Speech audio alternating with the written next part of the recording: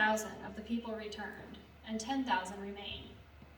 And the Lord said to Gideon, "The people are still too many. Take them down to the water, and I will test them for you there. And any one of whom I say to you, 'This one shall go with you,' shall go with you. And any one of whom I say to you, 'This one shall not go with you,' shall not go." So he brought the people down to the water.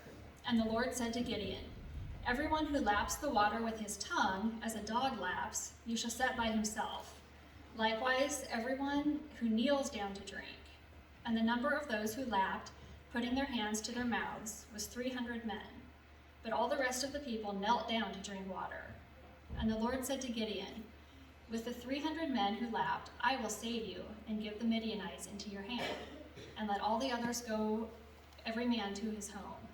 So the people took provisions in their hands and their trumpets, and he sent all the rest of Israel, every man to his tent, but retained the 300 men. And the camp of Midian was below him in the valley. Thank you very much for the reading. Hey, good morning, church. Good morning. How many of you are looking forward to this potluck after the sermon? It's on Potluck Sundays. Yes, right in the hand. Yeah. Or this is the one Sunday, especially. Now, you may normally hope that I preach a short message, but especially on a Potluck Sunday, everyone's hoping that the pastor will preach a short message. Will he? You just wonder. So we're going on through the book of Judges. We've been looking at the life of Gideon for at least a couple weeks now. He's a figure that takes up a lot of story time throughout the book of Judges. What we've seen so far is that Gideon is living at a low spiritual point in the history of Israel. There's a lot of idolatry. There's a lot of compromise. The people of Israel are worshiping other gods. It's a difficult time in the world as a whole. It's the collapse of the late Bronze Age and the surrounding nations, and it's a time of turmoil. But it was in this time that God brought his people out of Egypt and brought them and tried to settle them in the land of Canaan, the promised land. But unfortunately, instead of chasing everybody out, they settled neighborly next to the Canaanites and began to take on their customs and their ways. And Gideon's family, they were like just about any other family. At certain holidays, they worshiped Yahweh, the Lord, the God of Israel, and then at other holidays, they worshiped Baal, and they took on pagan customs. And more and more, the spiritual temperature got lower and lower, and the spiritual light got darker and darker there in the land of Israel. Well, God reveals himself to Gideon. In today's language, we would say he, quote-unquote, got saved. He had this sort of conversion experience when the angel of the Lord reveals himself to Gideon, and he worships the Lord. And then God, as we saw last week, had him go and tear down his father's pagan altars, which was a huge cultural challenge for the day, and risked a lot of confrontation, not only with his father, but with the whole village. And out of this whole time, Gideon then becomes a leader. People start talking about him. And the trumpets are blown. And as we saw last week, the Spirit of the Lord came upon Gideon. And thousands of men gather around Gideon. And he has this army around him. And with this army, they're going to finally liberate the people of Israel. For too long, they had been under the oppression and the shadow of surrounding nations, and in this case, particularly the Midianites. The Midianites were sort of the superpower that were oppressing the land. But as Gideon begins to know the Lord and walk with the Lord, he not only is a worshiper, but he becomes a warrior. And other men began to gather around him, and they're saying, all right, this guy has the Spirit of God on him. He's going to lead us to a time of liberation, a time of freedom, where we can know prosperity, where we can know peace. And things begin to build. And at this time, when things are building around Gideon, the Midianites come back into the land. You see, they were sort of a nomadic people. They were they were very powerful people, a large people, but they were nomadic. And they would go to wherever the crops were. We talked a bit about this last week. Farmers, imagine growing your crop, and just before it's harvest time, The neighboring superpower comes in with all their camels and all their livestock and just eats everything you spent all those months growing. And then they go back and leave you. And you start all over, and you're just left with the leftovers, basically. That's the sort of time Israel was in. Well, Gideon is, God's been with him, and people have been gathering around him. But then the Midianites come back in, and people are wondering, is this going to finally be the confrontation? Is there going to be a battle? Are the people of Israel, are they ready to get themselves together? Do they have enough fight in them to go out and face their overlords, the Midianites? This is where we find Gideon. This is where our reading begins. It says in verse 36, then Gideon said to God, if you will save Israel by my hand, as you have said, behold, I am laying a fleece of wool on the threshing floor. If there is dew on the fleece alone, and it is dry on all the ground, then I shall know that you will save Israel by my hand, as you have said. Okay, this just needs a bit of unpacking here. Where to begin, though? We kind of look at this story, you might look at Gideon and think, Gideon, are you scared? Gideon, are you a bit of a coward? You're supposed to be leading this army, and here you go, you're getting ready to potentially confront the Midianites, and here you are, all nervous and want to know if God is with you. I mean, didn't like an angel appear to you? Haven't you already seen a miracle? Shouldn't your faith be strong? Shouldn't you be all ready to go Braveheart and charge them and see victory? Well, Gideon's nervous. He's afraid. And before we begin to judge Gideon and say, if I was in that position, I wouldn't be praying and asking God to give me a sign. I'll just be strong. I'll be ready to go out there. Let's remember what the odds are. There are 30,000 Hebrew soldiers ready to go out. There are almost 150,000 Midianite soldiers. Who can do the math? That's 1 to 5. Okay? Now, this was not the time. This was the time before drone warfare. Okay? There was no machine guns. There was no snipers up on the mountain where you could kind of pick off the enemy. There was none of that. This is the late Bronze Age. All combat was pretty much hand-to-hand combat. I mean, sometimes a guy might show up with a chariot, and that was probably the most advanced technological, weaponry of the day. But outside of it, even a chariot, most of it was done hand-to-hand. And so numbers mattered immensely. You were going with a stick or a javelin or a spear out to fight other guys with sticks, javelins, spears. And so if you're going out, let's just put this like mathematics, 1 to 5. Okay, you got 30,000 men, 150. Okay, imagine there's 30 of you, and there's 150 of them, and you all basically got like sticks or swords. And you're leading the group that has 30. It's you and 29 friends. You and 29 friends are going out to battle, and you hear there's 150 of them. That's one. For every one man you're fighting, there's 5 of them. Now, I don't know how good you think you are with a stick or a sword or a spear, but if it's one of you against 5 of them, that should make you nervous. It's not like you've got the machine gun and they've all got baseball bats. No. You're all about equally matched in terms of training, in terms of weaponry. One of you, 5 of them. And you're the leader.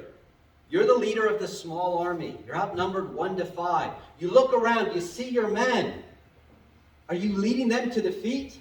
You think about their wives and children back home. What's going to happen to them? I mean, think about the weight he must have carried on his shoulders. He's talking about this affects hundreds of thousands of people. If the Midianites beat the army, not only are all the men dead, but what happens to their wives? What happens to their children back home? The Midianites probably won't leave them alone. They'll probably be raped. They'll probably be killed. The children will probably be sold into slavery. This is a big burden. So yeah, he saw the angel of the Lord. He had a vision, saw a miracle, but still he's scared. And frankly, if any of the men here were in that position, we'd probably be scared too, no matter how many miracles we saw. Okay, maybe you did see an angel, but still, if that many lives are resting on your shoulders, you would probably be nervous.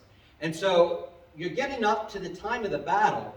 He's afraid, and we shouldn't blame him, because we'd probably be wetting ourselves too. And so he comes and he prays this prayer, and it's an interesting prayer. Do you know how he kind of repeated himself? He says a line. It's a short prayer, just a short prayer, a couple verses, but he repeats himself. If you will save Israel by my hand, as you have said, and then he prays about the dew and the thing. Then it says, then I shall know that you will save Israel by my hand, as you have said. He repeats himself, and there's sort of three parts to his repetition. God, you will save Israel by my hand, as you have said. He begins the prayer that way, and then he ends the prayer that way. God, you will save Israel by my hand, as you have said. It's interesting. I don't know if you paid attention during the reading, but the word hand actually appears 7 times in that reading. It's not a very long reading, but the word hand appears 7 times. As we go through the story, we'll see how this word hand is used in different ways. Have you ever thought about your hand much? You probably don't think about it much unless something's wrong with it.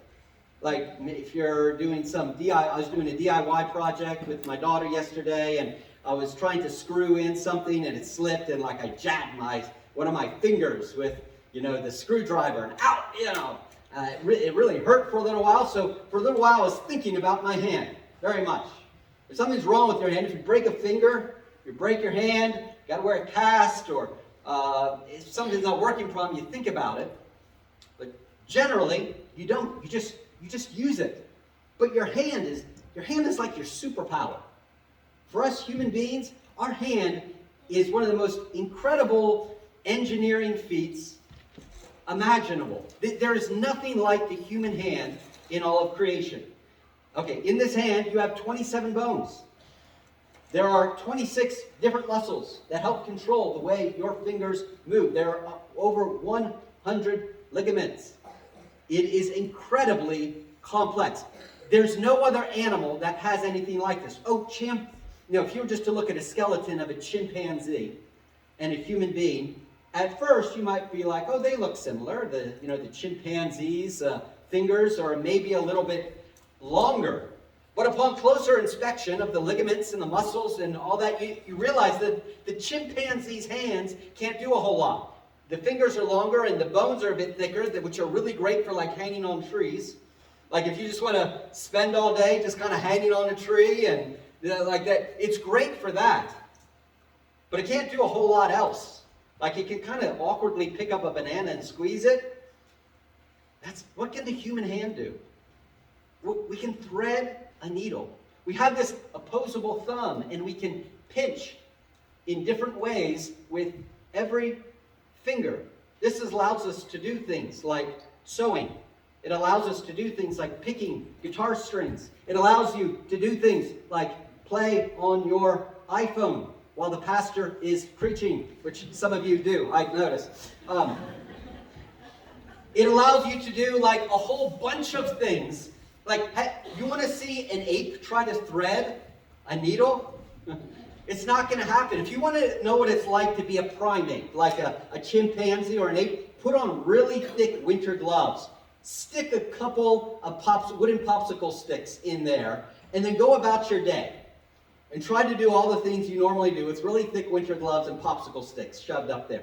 That's about how a primate's hands work. The human hand is completely different. From an evolutionary standpoint, an evolutionist who believes that, not in creation, but in evolution, they would say the human hand is over-designed.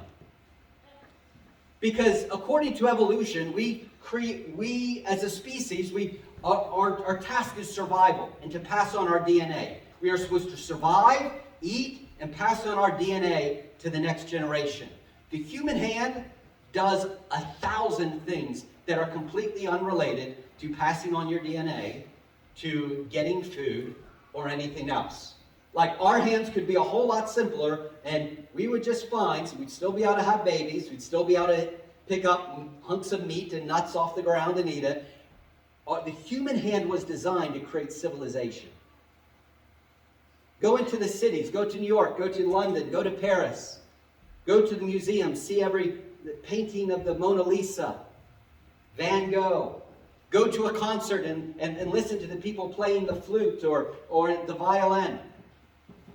None of that is necessary from a standpoint of evolution, but the human hand was designed not just to survive, but to create civilizations. And God shaped the hand. The hand is literally your superpower. Human civilization has been built on this thing right here, your hand. And the Bible acknowledges the power of the hand. It uses the term hand a lot. The hand of the Lord went out, or in this case, Gideon is praying, God, will you save through my hand? In other words, my power, my strength, my ingenuity. God, are you going to save Israel through my hand as you promised? And he repeats it again. You're going to save through my hand as you promised. And as we see, God does this miracle. At first, he rises early the next morning, he squeezes out the fleece, and he run enough dew from it, the fleece, to fill a bowl with water. But then he gets thinking, Now, I don't know if any of you ever worked with goats or sheep. My wife, actually, her whole family are sheep farmers. And so my wife's older brother, he owns a sheep farm up there in Faroe Islands, where that side of our family is from. A lot of sheep. And wool, man, that's a big part of the clothes. My wife is a knitter, and a lot of the clothes that me and the kids wear, it comes from her knitting wool. A lot of it comes from, family Faroese yarn that she is able to knit and to make into clothes. Well, one of the things about wool, why it's so great for clothes is, you're very dry. You're very dry when you wear wool. It absorbs water. So maybe Gideon wakes up and he thinks, you know what? Maybe I prayed the wrong prayer. Maybe, the fleece is all wet, but the ground is dry because, the fleece absorbs water. So he comes back and he prays the opposite. God, verse 39, then Gideon said to God, let not your anger burn against me. Let me speak just once more. Please let me test just once more with the fleece. Please let it be dry on the fleece only, and on the ground let there be dew. Now that would be the greater miracle. You probably should have prayed that the first time. It's like, okay, that was maybe dumb of me to pray that the fleece would be wet, and now he kind of reverses it because the wool, it soaks up the water. And God did it that night, and it was dry on the fleece only, but the ground. And then he knew, okay, God is really with me. Now let's not think bad about Gideon. There are times in your life God wants you to do something, and still you're scared. Some of you are in situations, you're in the will of God, you're not in rebellion. I don't mean you're perfect or sinless or anything, but your heart is towards the Lord. You want to do God's will, even though you struggle with sin, as we all do. And you're wanting to do the right thing, and yet you're overwhelmed. You're scared. You're facing big challenges. For some of you, that big challenge might be sin in your own life, like addictive behavior. Temptation, sins that you keep on repeating, and you kind of hate the sin, but you keep on doing it anyway. You're not supposed to give in to fear, but you keep giving in to fear. You shouldn't be giving into lust, but you keep giving into lust. You should not be letting your anger control you the way it is, but yet your anger keeps controlling you, keep speaking things, and you feel terrible, and you confess it to God, and your heart's towards the Lord, but you're overwhelmed by the sense of your own sin and moral failure, and it feels like an undefeatable army before you. Some of you, maybe it's not so much in your own character and personal life, but maybe there's a situation in your family. There's a lot of spiritual darkness now in your family. There's brokenness, there's pain, there's anger, there's dysfunctional relationships. And you're praying into it, and it just seems completely overwhelming. It's like the Midianites. It's an undefeatable army. Maybe some of you are active in the community, in Nebraskan politics, or you're more aware of what's going on globally or in America. And you're just overwhelmed by it. And it's like, God, are we going to be completely defeated by these massive hordes of barbarians? also known as the people who vote for the other candidate. And we get overwhelmed by these things, and we may know we're going where God wants us to go, but we're overwhelmed and we need his comfort. And this is the heart of God. God could have said to Gideon, listen, I already appeared to you. I already revealed myself to you. I already did one miracle. But God doesn't do that. God understands that we are weak, guys. Sometimes we are exactly where we need to be. We're in God's will, and we're still scared, and we're overwhelmed. And some people criticize Gideon shouldn't be asking for signs. Well, it depends on the attitude you're asking for it. There's a proud way of asking for signs and testing the Lord, and God speaks against that. Thou shalt not test the Lord your God. But there's another times when God understands that we need encouragement. Well, God, I think I'm doing what you want me to do. But God, I'm just so overwhelmed by the burden. Other people are depending on me. God, are you really with me? And when we ask that from a place of humility and where we're genuinely asking for his help, God doesn't look on us angrily and say, thou shalt not test the Lord your God. No, that was in a different context. That was being said from someone with a proud heart, not someone with a humble heart, asking for God's help and strength against overwhelming odds. It was a different situation. And so he's aware of the lives of the men and the women and the children that will be affected by his decisions, and says, God, I know you've said this, but are you really going to do this through my hand at this time in this way? And God gives him signs. Yes, I am with you. And some of you have stories like that. You've faced major life decisions, and you've given yourself over in prayer and sought God, and one way or another, he's confirmed, yes, this is the way I want you to go in. Sometimes it's through something supernatural, like a sign, like Gideon, but sometimes it's been in more normal ways, through a visit from a friend, a bit of counsel, some advice. God speaks to us and encourages us in all sorts of ways. Sometimes they seem sort of supernatural, sometimes they're more natural, but God knows what we need when we are overwhelmed. And so then we switch to the next little bit here. It says, then Jerubbaal, that is Gideon, and all the people who were with him, rose early and encamped beside the spring of Harod, and the camp of Midian was north of them by the hill of Moriah in the valley. The Lord said to Gideon, the people with you are too many. Okay. So, now it's God's turn. If Gideon was testing God the first time around, now God's returning the favor. And he's testing Gideon. He says, so Gideon just has this experience with the dew and the fleece, and it's wet. And he, remember the odds. One of the Hebrew soldiers for every 5 Midianite soldiers. Again, this is hand-to-hand combat here. Those are overwhelming odds, but God does this miracle where with the dew, and so fresh from seeing this miracle, Gideon's full of faith, full of confidence. All right, guys, there's going to be 5 of them for each one of us, but God's with us. We can do it. Do your push-ups. Get your protein shake down. We're gonna go rumble, but God's with us. And then Gideon goes to pray that morning, wakes up, has his coffee, has his prayer time like some of you might do, and he says, all right, God, today's the day of battle. You're with us, right? In spite of the fact we only have 30,000, and God says, actually, Gideon, I've been meaning to talk to you about that. Oh, God, you have some reinforcements for us? You're sending in some backup I didn't know about? God, I knew you'd do something like that. I knew you had something up your sleeve, God. You probably have an extra 30,000 soldiers hiding somewhere. You're going to come and join us at the last minute. That's how you're going to do it, right, God? And Gideon's like, well, no, I was actually going to do something a little different. Oh, you got some iron chariots that you're going to rain down from heaven on us, and we're going to go get the Midianites. Is that what you're going to do, God? Not quite. So Gideon, what I was thinking was that your 30,000 soldiers. Yeah, what about them, God? It's just too many. Oh, I'm sorry, God, the coffee hasn't really kicked in yet. For a second there, I thought like you sounded that like we had too many soldiers, but I know you couldn't have been saying that, God. So what was that again, God? He's like, you got too many soldiers.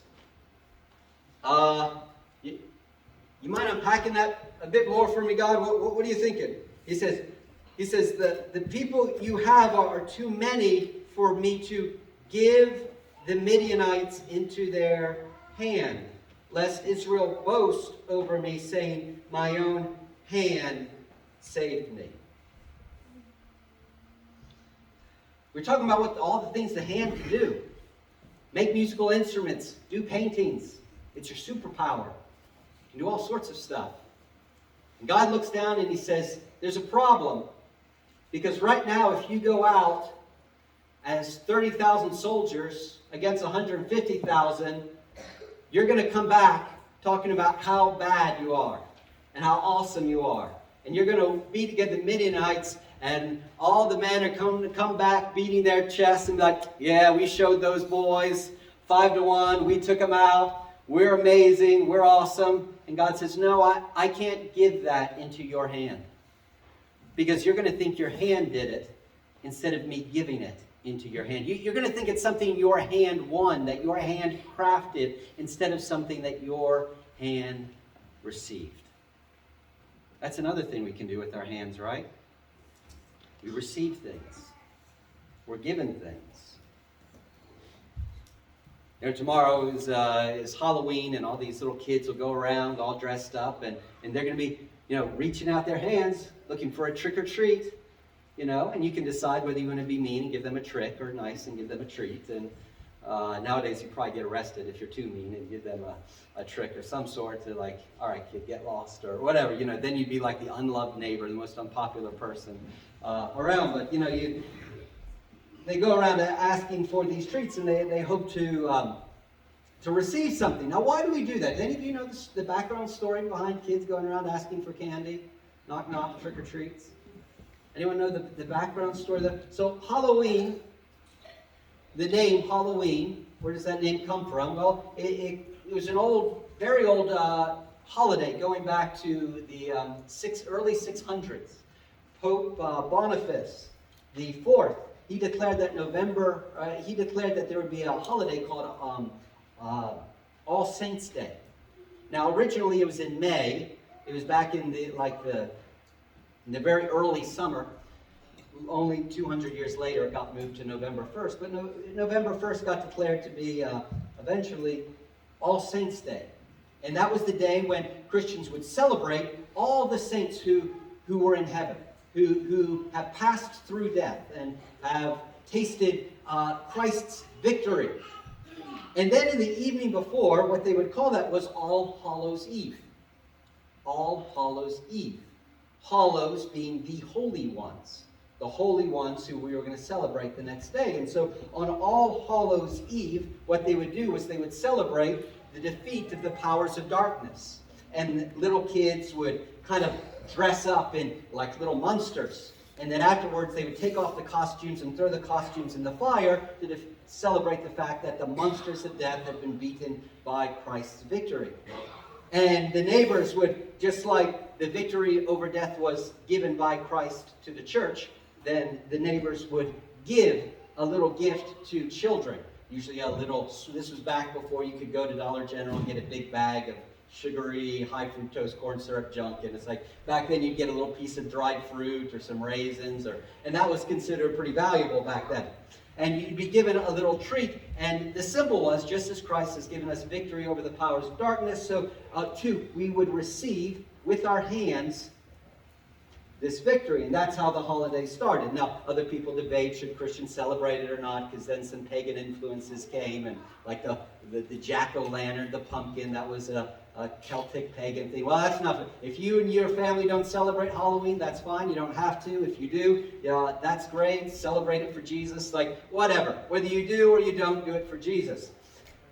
But the idea behind it was Christ has given the dead victory over death. And it's something that you receive. It's something you receive as a gift. And that is what the point of this, what God is saying to Gideon here. He says, right now you're not in a position to receive.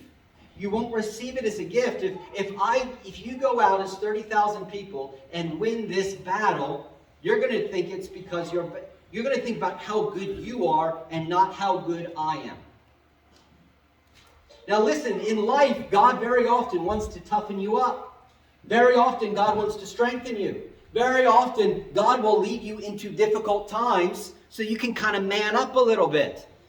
All right? And you have to develop some good habits and improve yourself. And God will give you just a little more than you think you're capable of doing. But you step up and you get a bit tougher, a bit wiser, a bit stronger. Great. That's how, it's how we grow up, parents. That's how you do it with your children. Sometimes you give a new responsibility to your child that's just a little more than they're able to handle, but they're going to grow into it. And God does this with us sometimes. But at other times, God doesn't give us something that's difficult. God gives us something that's impossible. Sometimes God gives us something hard that we grow into and get tougher. God does that sometimes. Other times, He gives us something completely impossible to show us how weak we are without Him. In the first situation, we need good advice in how to handle the difficulty.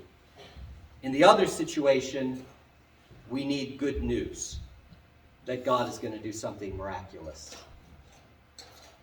And He's not going to do it through our hand. It's His hand that's going to do it, and we are going to receive it. So what happens? Poor Gideon, God's teaching him a big spiritual lesson, but, he's just absolutely emptying his colon while all this is happening. He says, "Now therefore proclaim in the ears of the people, saying, whoever is fearful and trembling, let him return home and hurry away from Mount Gilead." Then 22,000 of the people returned, and 10,000 remained. Now, in Israel, according to the law of Moses, drafts, like being forced into the army against your will, that was not allowed.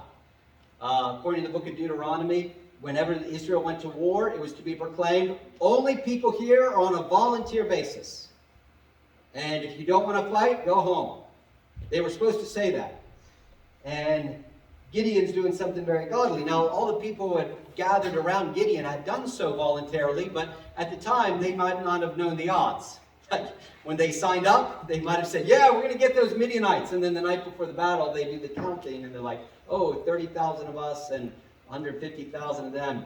Ooh, I did sign up, but I didn't know what I was getting myself into. So Gideon clarifies. He goes, okay, even though you signed up voluntarily, you can still leave anytime. That's fine. And 2/3 of his army leave. Okay? Guys, all of a sudden, instead of there being like 30 of you and 150 of them, there's now 10 of you and 150 of them. That's, for every one soldier, that's 15. So you're going with your stick to fight 15 guys with a stick. Man, I don't care if you are Bruce Lee. You can be Chuck Norris all you want. These guys, it doesn't matter how good you are with your little sword. If it's one man for every 15 in hand-to-hand combat, all of a sudden, you're like, okay, this is just outrageous. Like maybe if you're, a 5-year-old, imagine you've just seen a Batman movie. Maybe you could imagine it, but there's just absolutely no way you can win a war. And Gideon, he's seen some miracles and his faith is strong, but okay, come on, God, this is getting kind of crazy. And then the Lord said to Gideon, the people are still too many. Man, I would have loved to hear how that prayer time went. Gideon gets up the next day. He's like, all right, God, I did what you said. Told the people they could leave. 2/3 of them left. Only 10,000. That's 1 to 15. God, what? Okay, God, what are us 10,000 people supposed to do now? Well, Gideon, actually, I was thinking you're still too many. And, what was Gideon feeling and thinking? And he's like, man, did God, I ever sign up for the wrong job here? The Lord said to Gideon, the people are still too many. Take them down to the water, and I will test them for you there. And any one of whom I say to you, this one shall go with you, shall go with you. And any one of whom I say to you, this one shall not go with you, shall not go. So he brought the people down to the water. And the Lord said to Gideon, everyone who laps the water with his tongue, as a dog laps, you shall set by himself. Likewise, everyone who kneels down to drink. And the number of those who lapped, putting their hand to their mouth, was 300 men. But all the rest of the people knelt down to drink water. And the Lord said to Gideon, with the 300 men who lapped, I will save and give the Midianites into your hand. Okay, for those of you who went to Sunday school and you saw little pictures of people cupping water or kneeling down, drinking out of the rivers, just forget that. It's not very helpful, actually. If you read different translations into English, they'll describe the whole lapping and cupping and kneeling thing very differently. Because it's a technical, physical thing, and that it's really hard to describe, particularly in Hebrew. I don't know, I may have used this illustration before, but how many of you have ever tried to explain to someone how to tie their shoes without doing anything physical, just using your words? Like, imagine writing an essay on how to tie your shoes. Like, pretend there's somebody who doesn't know how to tie their shoe, and you have to teach them how to tie your shoe by writing them a letter explaining how to do it. Anyone think they can do that? It's like, well, you would, okay, take this, and then you have to show them, don't you? Like, some things are much easier to be shown than to describe. You tell someone how to tie their shoe without showing them, it's like, man, that's just really difficult. And that's in English, and English is a technical language. Hebrew is not a technical language. It's a poetic language, which means very often they have one word that can mean multiple things. So the poetry can be really rich and beautiful, but it's really not good in, like, making instruction manuals. Like, the New Testament Greek is much better for that, but Hebrew is just, man, that's just horrible. And so when you read about the kneeling, the bending, the legging, translators get to this little section and they just want to take a hammer to their forehead and beat themselves, because it's actually a really difficult passage. And so different English translations, you'll be like, so was it the 300 who licked and cupped or kneeled? Or that's not important. The fact is that 300 of the men drunk a bit differently than all the other men. And Gideon kicked them out and set them aside. It's not how they drunk that was important. It's that God was trying to lower the number and make it absolutely impossible. So now you have 300 men against 150,000. And frankly, I'm not even that good at math, so I can't really tell you how many that is. I think it's like 1 to, 500? What are we on? Anyone at math there in me that can tell me 300 men against 150, what that is, and you reduce it down to 1? Anyone smarter than me? Oh, my daughter. Yes. Huh? Yeah, it would be more than just a half. Like, it would be, I think it would be, I don't know. Let's just say 500. It'd be 100. It'd be a lot. It would be a lot. 300 divided by 150,000.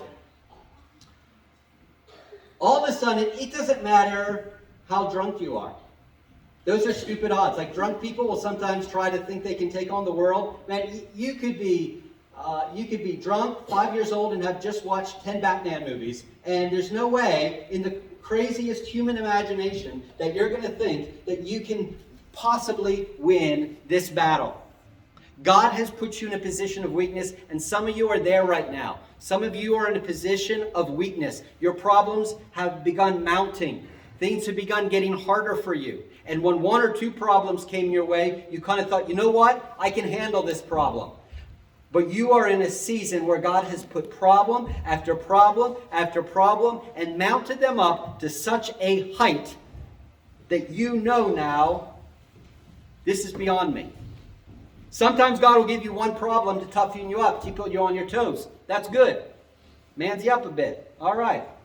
Other times, God's not trying to tough you up. He's to show you your own limits.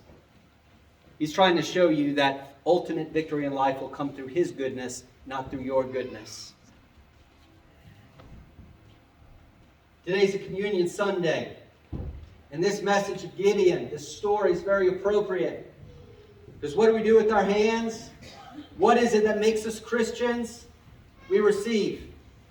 We receive from God, because there's a whole lot of philosophies and a whole lot of religions that'll tell you what you're supposed to build with your hand, what you're supposed to create, what you're supposed to do, how to make a name for yourself, how to sort yourself out. But at the center of Christianity is not good advice about what to build. It's about good news about what to receive. Now, if I could ask the elders to come on up at this time.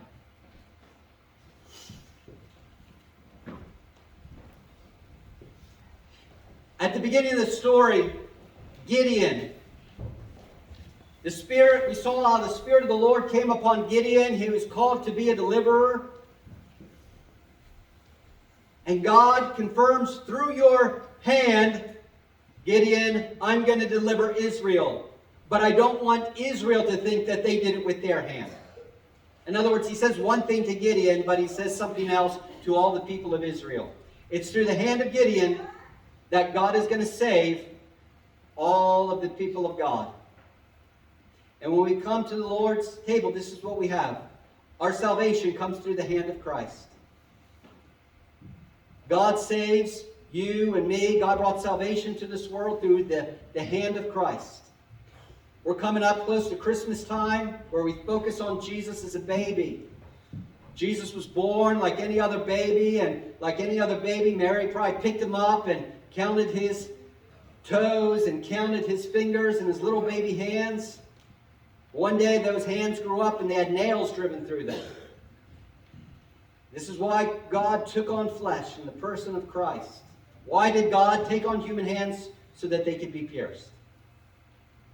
And it's through those hands that salvation comes to us. We're handing out this bread and this juice to represent Christ's broken body and blood. His hand was pierced so that our hand could receive. That's what this meal means. Yes, the Bible is full of good advice about how to be good women, good men. And we need that good practical advice. But at the center of our faith isn't good advice, it's good news. Not about what we do for God, which is important, but about what He's done for us. That's our foundation. That is our core. So at this time, fellas, I ask that you begin to distribute the bread and the wine. If you're visiting with us, please just hold on to the bread and hold on to the juice, and then we're going to take these things together in just a moment.